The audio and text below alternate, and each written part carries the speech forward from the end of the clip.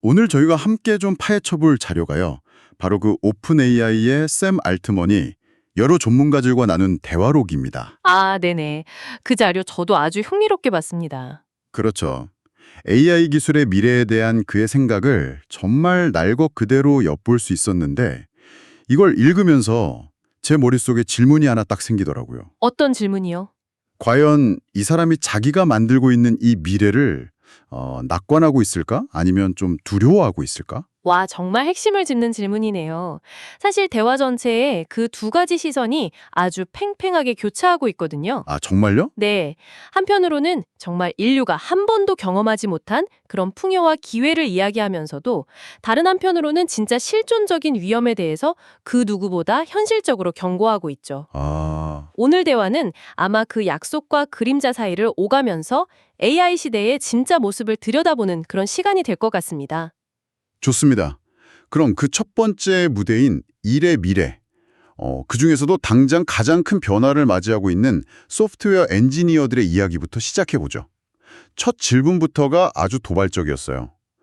AI가 코딩을 엄청나게 빠르고 저렴하게 만들면 소프트웨어 엔지니어는 더 이상 필요 없게 될까요? 아니면 오히려 수요가 폭발할까요? 아, 제번스의 역설 같은 질문이네요. 맞아요. 딱 그 느낌이었어요. 제 주변 개발자 친구들만 봐도 정말 걱정 반, 기대 반이거든요. 그렇죠. 여기에 대한 답변이 이번 대화의 전체적인 방향을 딱 보여주는 것 같아요. 어떤 식으로요? 결론부터 말하면 엔지니어에 대한 수요는 폭발적으로 늘어날 거라는 겁니다. 아, 다행이네요. 다만 엔지니어라는 단어의 의미가 이제 완전히 바뀌게 되는 거죠. 뭐 키보드로 특정 언어 문법에 맞춰서 코드를 입력하고 세미콜론 하나 빠진 거 찾으려고 막 밤새고 이런 시간은 거의 사라질 거라는 거예요. 코딩하는 사람이 아니라 다른 무언가가 된다는 말씀이시군요. 정확합니다. 대신 컴퓨터라는 도구를 사용해서 내가 상상하는 것을 현실로 만들어내는 사람, 바로 이 사람의 숫자가 폭발적으로 늘어날 거라는 예측이에요. 아, 예를 들면 이런 거죠.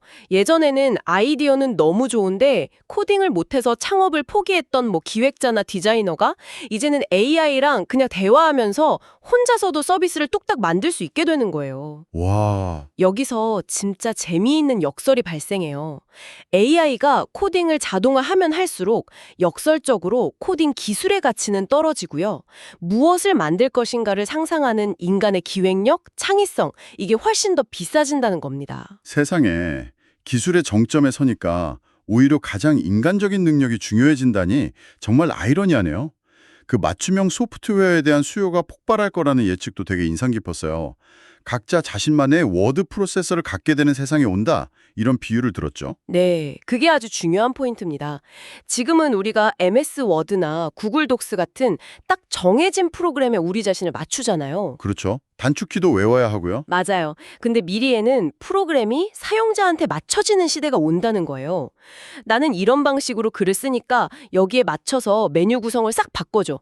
그리고 내가 자주 쓰는 표현들을 자동화로 좀 제한해줘.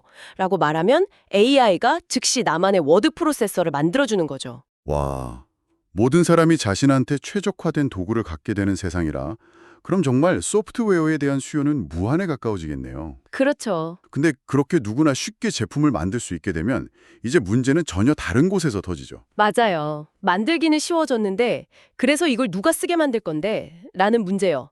시장 출시 전략, GTM이라고 하죠. 이게 새로운 병목 현상이 됐다는 지적이 나왔습니다. 사실 이건 뭐 늘 어려운 문제였어요. 그렇죠. 근데 제품 개발이라는 허들이 거의 없어지다시피 하니까 이 문제가 훨씬 더 수면 위로 확 드러나는 거죠.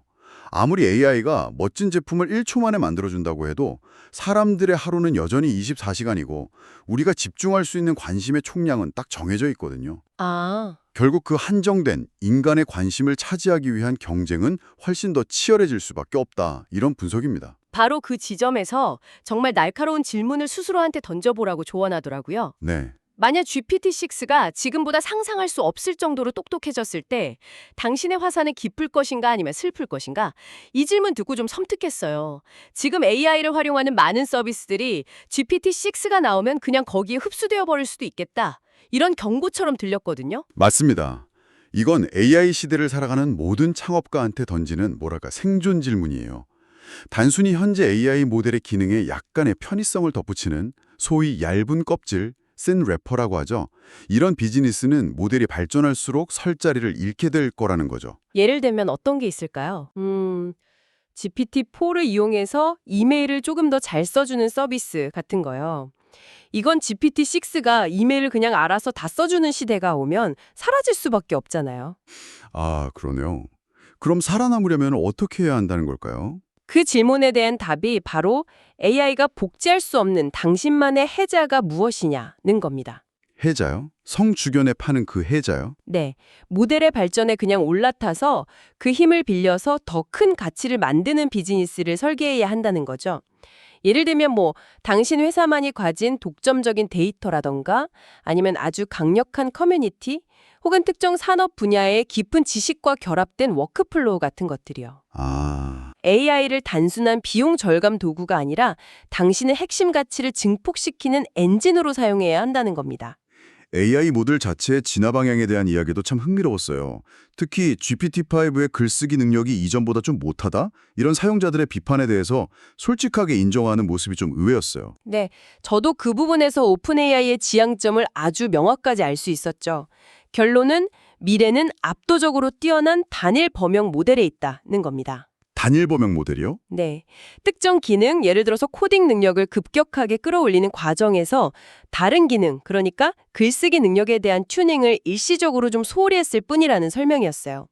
궁극적으로는 코딩, 글쓰기, 추론 이 모든 면에서 인간을 뛰어넘는 하나의 거대한 모델을 만들고 있다는 거죠. 거기서 지능은 놀라울 정도로 대체 가능하다. 펑지보울이라는 표현을 썼죠. 그게 정확히 무슨 의미일까요? 그게 아주 중요한 개념인데요. 마치 우리가 헬스장에서 가슴 운동을 열심히 하면 직접 단련하지 않은 어깨나 팔 근육도 어느 정도 함께 강해지잖아요. 아, 네네, 그렇죠. 지능도 그렇다는 거예요. 한 영역, 예를 들어 코딩에서의 발전이 다른 영역, 논리적 추론 같은 데에도 긍정적인 영향을 미친다는 믿음인 거죠. 아하. 그래서 여러 개의 특화된 작은 모델을 만드는 것보다 하나의 거대한 범용 모델을 계속 똑똑하게 만드는 게 훨씬 더 효율적이고 강력하다. 이런 철학이 깔려 있는 겁니다. 비용 문제도 빼놓을 수 없죠. 2027년 말까지 GPT 5.2 수준의 지능을 지금보다 최소 100배 저렴하게 만들겠다. 이런 구체적인 목표까지 제시했어요. 측정하기 어려울 정도로 저렴한 지능이라니 이게 잘 상상이 안 가거든요. 전기처럼 흔해진다는 뜻일까요? 거의 그런 개념에 가깝습니다. 우리가 지금 전기를 쓸 때 1와트당 얼마 이렇게 계산하면서 쓰진 않잖아요. 아, 그렇죠. 지능도 그렇게 물이나 전기처럼 일상적인 인프라가 될 거라는 비전이죠. 그런데 여기서 더 나아가서 최근에는 시장의 요구가 조금씩 바뀌고 있다는 분석을 내놨어요. 요구가 바뀐다고요? 네, 바로 속도의 문제입니다. 비용보다 속도가 더 중요해지고 있다고요. 네, 지금까지는 무조건 저렴한 모델을 원했다면 이제는 조금 더 비싸도 좋으니까 0.01초 만에 답을 내놓는 모델을 달라라는 요구가 늘고 있다는 거예요. 아, 어떤 경우에 그런 게 필요할까요? 예를 들어서 사용자와 실시간으로 정말 막힘없이 대화하는 AI 비서라던가 아니면 게임 속에서 즉각적으로 반응하는 NPC를 만들려면 비용보다 속도가 훨씬 중요하겠죠. 아, 그러네요. 그래서 앞으로는 비용과 속도라는 두 개의 축을 놓고 사용자가 자신의 필요에 맞는 모델을 선택하는 시대가 올 거라는 전망입니다. 이건 완전히 새로운 게임이 시작된다는 신호죠. 그렇게 값싸고 빠른 지능이 전기처럼 보편화된다면 이건 단순히 기술업계의 이야기가 아니겠네요. 우리 사회 전체의 경제 구조를 뒤흔들 수 있는 문제인데요. 맞습니다.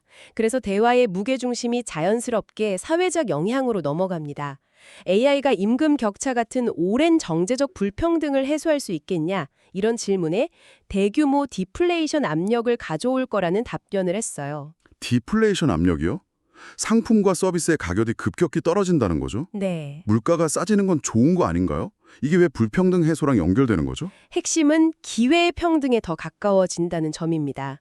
과거에는 수십 명의 엘리트 개발팀이 1년을 꼬박 매달려야 만들 수 있었던 소프트웨어를 이제는 아이디어를 가진 사람이라면 누구나 훨씬 적은 비용으로 며칠 만에 만들 수 있게 되니까요. 아, 최고 수준의 교육이나 의료 자문 같은 서비스도 거의 무료로 받을 수 있게 되고요. 이런 것들이 사회 전체의 생산성을 높이고 부의 격차를 줄이는 균형추 역할을 할 수 있다는 그런 긍정적인 전망입니다. 하지만 동시에 부가 더 소수에게 집중될 위험도 있지 않나요? 가장 강력한 AI 모델을 소유한 기업이 모든 걸 독식할 수도 있잖아요. 바로 그 점을 아주 강하게 경고하고 있습니다. AI가 가져올 부와 권력이 특정 소수에게 쏠리는 것을 막기 위한 사회적, 정책적 장치가 지금부터 논의되어야 한다고 계속 강조해요. 이건 기술의 문제가 아니라 사회 시스템의 문제라는 거죠. 교육 파트에서는 정말 의외의 지점을 발견했어요. 모두가 AI를 교육에 통합해야 한다고 말할 때 정작 샘 알트만은 유치원생만큼은 컴퓨터나 AI에서 멀리 떨어져 있어야 한다고 단호하게 말하더군요. 맞아요. 기술 전도사가 이런 말을 한다는 게 굉장히 인상 깊었습니다. 그게 바로 기술을 깊이 이해하는 사람의 신중함이라고 생각해요. 어린아이들의 뇌가 발달하고 사회성을 배우고 세상과 상호작용하는 법을 익히는 그 결정적인 시기에 아직 우리가 그 영향을 완전히 파악하지 못한 기술에 과도하게 노출시키는 건 위험할 수 있다는 거죠. 아, 구글이 처음 나왔을 때처럼 무조건 금지하는 건 어리석지만 발달 단계에 맞는 신중한 접근이 필요하다. 아주 현실적인 조언입니다. 그런데 긍정적인 이야기만 있는 건 아니었어요. 제가 이번 대화에서 가장 놀랐던, 솔직히 좀 무서웠던 부분이 바로 바이오 안보 이야기였습니다. 아, 네. 2026년쯤 AI로 인해 아주 큰 문제가 터진다면 그건 바이오 분야일 가능성이 높다고 단언했죠. 네, 그 부분은 정말 섬뜩할 정도였죠.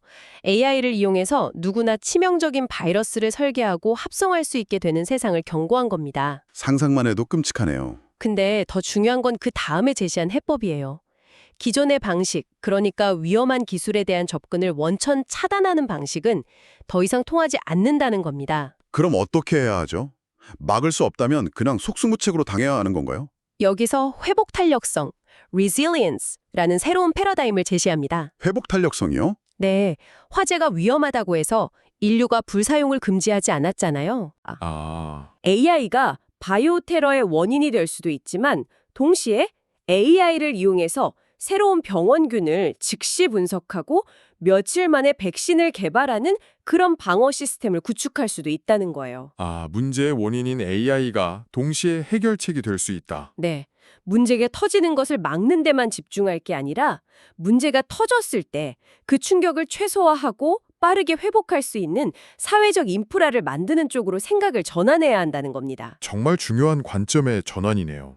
이제 마지막으로 이런 AI 시대에 인간의 역할, 특히 창의성은 어떻게 될지에 대한 이야기로 넘어가 보죠. AI가 만든 이미지보다 사람이 만들었다고 알려졌을 때 사람들의 그 작품을 훨씬 더 높게 평가했다는 실험 결과가 아주 흥미로웠어요. 그 실험이 모든 걸 말해준다고 생각해요. 어떤 점에서요? 우리는 결국 기계가 만든 완벽한 결과물보다 다른 사람의 생각과 노력, 그 과정에 담긴 이야기에 깊은 관심을 갖는다는 인간의 본질을 보여주거든요. 우리가 톨스토이의 소설을 읽고 그의 삶을 궁금해하지만 AI가 쓴 완벽한 소설을 읽고 그 AI의 삶을 궁금해하진 않을 거라는 비유처럼요. 그렇게 하면 AI는 창작자에게 어떤 의미를 갖게 될까요? 아주 강력한 공동 작업자이자 영감을 주는 도구가 될 겁니다. AI가 수만 가지 시안을 막 만들어주면 인간은 그중에서 가장 마음에 드는 방향을 선택하고 발전시키는 큐레이터이자 디렉터의 역할을 하게 되겠죠. 오히려 AI 시대에는 인간과 인간 사이의 연결 그리고 협업이 더 중요해질 거라는 예측도 나왔어요. 네. 여러 사람이 AI와 함께 테이블에 둘러앉아서 문제를 해결하는 모습? 그러니까 AI가 회의에 참석한 또 하나의 팀원이 되는 거죠. 상상이 잘 안 가면서도 기대가 되네요. 그리고 대화의 마지막에요. AI 시대에 우리 아이들에게 가르쳐야 할 가장 중요한 기술은 무엇인가? 라는 질문에 대한 답변이 오래 기억에 남습니다. 저도요. 코딩이나 데이터 분석 같은 그런 기술적인 능력이 아니었어요. 네. 어떤 것들이었죠? 높은 주체성. 그러니까 누가 시키지 않아도 스스로 문제를 찾아 해결하려는 의지. 그리고 새로운 아이디어를 계속해서 만들어내는 능력? 실패해도 꺾이지 않고 다시 일어서는 회복 탄력성. 마지막으로 세상의 빠른 변화에 적응하는 유연함. 이런 소프트 스킬들을 꼽았습니다. 네. 세상이 어떻게 변하든 AI가 얼마나 똑똑해지든 결국 스스로 방향을 잡고 나아갈 수 있는 내면의 힘이 그 어떤 기술보다 중요해진다는 통찰이죠. 오늘 대화를 쭉 정리해보니 AI는 단순히 편리한 도구를 넘어서 우리가 일하고 배우고 창조하는 방식의 근본적인 규칙 자체를 바꾸고 있다는 게 명확해지네요. 맞습니다. 그리고 그 변화의 속도는 점점 더 빨라질 거고요. 기술의 발전 속도만큼이나 그 기술을 어떻게 받아들이고 우리 사회에 긍정적으로 통합시킬 것인가에 대한 사회적 합의와 제도적 기반을 마련하는 것. 이게 우리에게 남겨진 가장 큰 숙제라는 생각이 듭니다. 네. 결국 AI는 우리에게 인간이란 무엇인가, 그리고 우리는 어떤 미래를 원하는가라는 질문을 그 어느 때보다 강하게 던지고 있는지도 모릅니다.